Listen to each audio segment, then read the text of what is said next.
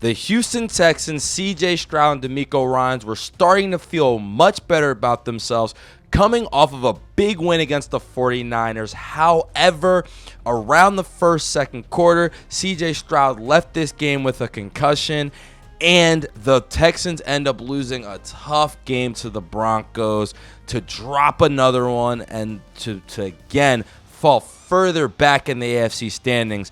And if CJ Stroud is out for any amount of time or they can't win this next game, the Texans season is over. What is up, guys, and welcome to the Lumia Sports Podcast. Thank you for joining Texans fans and NFL fans at large. Hopefully you guys enjoy. And what I wanted to show you, if you come over to our page, we have our videos all posted here. You see Giants whimpering and crying. But if you go to the playlist, we do every single team marked out every single week. And so for the Houston Texans, I mean, hey, look, the last one, it's been a lot about CJ Stroud, him finally locking in and fighting, even though 2 weeks ago I said he was ruining the entire season. And now yet again, their whole season hangs on the balance of course, their star quarterback. Yeah, for the Houston Texans, it's not all over yet, but time is quickly running out. They dropped to 3-5. That was just a tough loss, especially because you're losing your quarterback in that game. And right now at the 9 seed, now they did beat the Ravens, which is huge, but the Ravens' bigger path is more than likely winning the division. And that's really what's killing the Texans as well. Just the fact that the Colts are off to such a hot start. And again, you are behind the Jags, and we'll get to the Jags really soon because that's important. But right now, that Chiefs game as well, you don't want to be behind the Chiefs, not Chiefs game, but you don't want to be behind the Chiefs in any standings, especially because the Chiefs are the 8th seed as well. So it's going to be really tough for the Texans to climb back in it. And I think for them, I don't want to show the tank and thaw, so I'm not yet. Just the way that they fight and their defense, I would give them a chance to win a game or two with Davis Mills. However, it's gotta be a 1 week at a time process, and it's got to start right now. And this is what we talked about when you look at the AFC South, and in that division, the Colts being 7-2 kind of screws up everything. And I believe they have to play the Colts twice as well. And the Jags right now, 5-3, and you have a loss against them. That one's tough. Look at that differential. I just noticed that. Jags -6, Texans +47. That's tough. And we know the Texans have some strengths on defense, and Stroud really was starting to pick it up. However, you are your record. They're 3-5 in the division. They're 1-1 because of that loss to the Jags, which isn't terrible, but not exactly what you want. And they already got a free Titans win. So let's now take a gander at the Texans' schedule and how they got here. I mean, it started off rough. When you start off with 3 straight losses, not how you want to start the season. They lost to the Rams 14-9. I mean, dang. Lost to the Bucks 20-19. Yikes. Those are 2 tough games and 2 tough losses. Stroud wasn't his best in those games, but the Rams D-line was just screaming at him all game. The Bucks, you kind of got to win that game. And the Jags, that loss was tough. That was like on everyone. Nico, I think, fumbled the ball. CJ was turning it over at that point. The Titans and Ravens kind of helped. You lose to Seattle. That Seattle game was ugly, but you bounce back with the 49ers win. And I really think with Stroud, they might have had a really good shot to win this game against the Broncos. It seemed like he found something against the 49ers, trusting those other weapons, and then Nico Collins had come back. But once he left, we saw them still be able to move the ball, but only get field goals and not get into the end zone. But this is why it's so huge. All that being said, Davis Mills in. You get the Jags next week and the Titans the week after. So it's not over, but you have to win this game against the Jags, which to me it is over, because after the Titans, my gosh, Bills, Colts, Chiefs, yikes. And you still have the Chargers up there and the Colts. So you can look at it 2 ways, right? Like, you do play those teams who are just ahead of you in the wild card race. I think the Colts are a little too far gone for the division race, but even if I say that, I mean, The Colts have to play, I think, the Chiefs coming up. The Colts schedule gets a little bit rougher as well. And if you can, saying you would sweep them is tough, but if you can beat them 1-2, there is a shot here. And with that defense, I don't want to say it's over.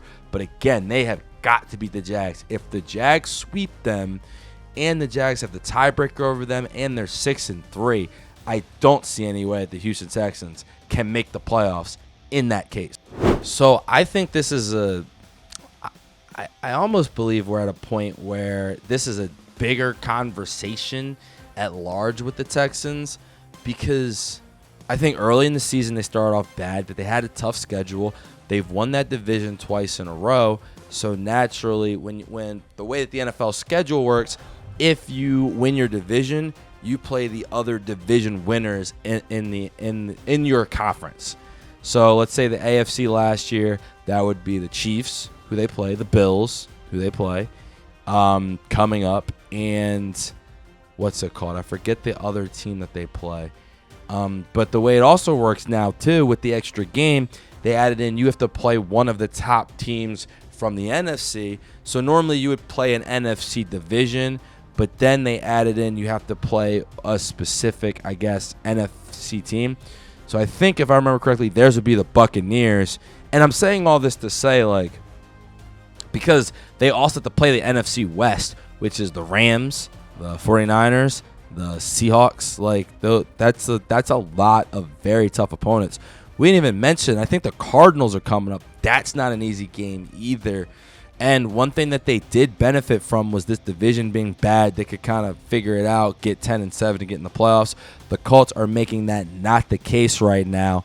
And CJ Stroud, he started off rough, but he did start picking it up. But I just think this is what, before the season and my season breakdown, which I'm so excited for next year because I'm ready. It's going to be wild. But I was like, okay, would it be a failure if the Jags went further? And I just didn't see a path in that happening, because I knew there was going to be – I thought they were going to get a lot worse without Laramie Tunsil. And at the very least, let's be generous, there's been an adjustment period. The blocking has been rough all season. It was rough last year. Now, I do defer, specifically because this is the first year I'm doing this. I defer sometimes. I have a Texans fan I talk to. His name's Caleb. Shout out, Caleb, if you're watching, because, you know, I like to send these to him. And one thing he said, again, is that Tunsil was holding a lot. We've seen him kind of in and out of the lineup at times for the Commanders. He doesn't seem to be protecting Jaden Daniels great, right? So maybe that second-round pick you kind of got over a little bit. I just knew that there would be kind of an adjustment to that. I didn't think they should have been in the business of trading offensive linemen. However, the way that they're trying to form it is defense and quarterback, and it seemed like Stroud started picking it up. But they do need something in the run game as well. And all this to say, there's a lot of components in the NFL. It's tough, right? And in one moment we thought CJ Stroud was clear top 10. Right now it's sketchy. A lot of it, again, he doesn't have protection, but as my Panthers fans are telling me, we didn't make that excuse for Bryce. Now I think CJ Stroud has earned it with a playoff win, but this year he has not been good, and now he's hurt, unfortunately, and I think he was just about to pick it up. He just did pick it up. He threw for 300 yards against the 49ers without Nico Collins, so I definitely think you could see that something was happening there, but it's just tough, right?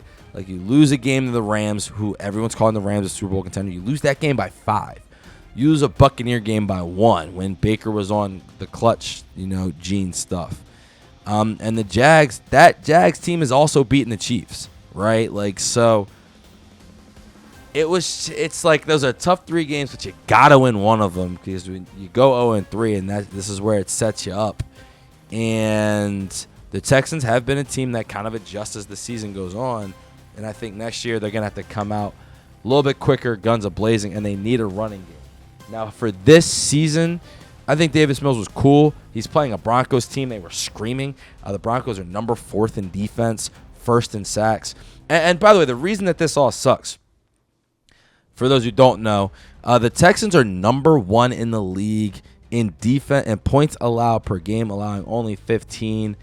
They have the number 5 pass defense. They have dogs in the back end with Stingley at one cornerback position, Lassiter at another, and then they have pass rushers with Will Anderson and Danielle Hunter. This team is really made to be a great defensive unit and make a run. That is and they fight every week, and that is the only reason. Like in this game, sorry, they forced 19 missed passes. I think the bigger problem is they were playing a Broncos team that was first in the league in sacks, a top 4 scoring defense themselves, and they couldn't run the ball. They haven't really been able to most of the season, but only 77 rushing yards in this game. Mills was getting screamed at, and when he wasn't, he's looking out, and there's a defensive player of the year and Patrick Surtain out there. Now, again, and it's tough to take too much stock into that game. I'm not going to kill the Texans for losing without your starting quarterback to the Broncos, a clutch team. It's all about this next game for the Jags. The Jags held them to 10 last game. But like we mentioned, Stroud was turning the ball over. Mills didn't do that last game. The Jags were also on a weird heater where they had forced 3 turnovers the first 4 games of the season. The Texans were caught into that. But overall right now, the Jags defense, 17th in points, second to last at sacks per game, only getting 1.2. And they are, I believe, a bottom pass defense in the league as well. I think 25th themselves. So there's going to be chances there. And if their defense, I mean, Trevor Lawrence is also sketchy as hell himself. So for the Texans going forward, it's really all going to come down to this one game, because if you win this game, you'd have to believe you can beat the Titans. And if you get to 5-5 with CJ Stroud, a concussion, you're normally out for a week or two. If you can get to 5-5, CJ Stroud back in, going up against the Bills, I wouldn't pick them to win myself. I'm not going to lie to you Texans fans. However, you'd have a shot with that defense, like we saw what the Falcons defense did to Josh Allen and the Bills, and we've seen what the Bills defense did to Mahomes, holding Mahomes to 19 missed passes. The Texans defense is the best in the league, and I think if CJ is back, now the Seahawks game was bad. The Bills defense is number 2 passing, but we're skipping a lot of steps. This is what the Texans can't worry about any of that. Can't worry about the offs. They just got to worry about beating the Jags. You beat the Jags, you get to 4-5. You still, to me, have a better shot than I think people realize of them making the playoffs. You play the Chiefs are great. They're a Super Bowl winning team. They're a dynasty, but you play them, and you normally lose to them. But you know what? Screw it. You play them. Your destiny is in your hands. So I'm interested to see what the Texans can do. They're going to fight. They're going to try their best. And I'm interested to see if they can turn this around and somehow still sneak their way into the playoffs throughout the end of the regular season. Thank you guys so much for watching. I hope you enjoyed. Please watch some of the other videos on the site. I've created a playlist with each and every football team, and every week we will be going over those games. I'm really loving this, enjoying it, and hoping you guys are as well. Of course, like, subscribe, and if anyone wants to sponsor, we're looking for Lumia Sports Productions is looking for sponsors. Shout us out. We will shout you out during the video. Thank you guys again for watching. Have a great day. Enjoy.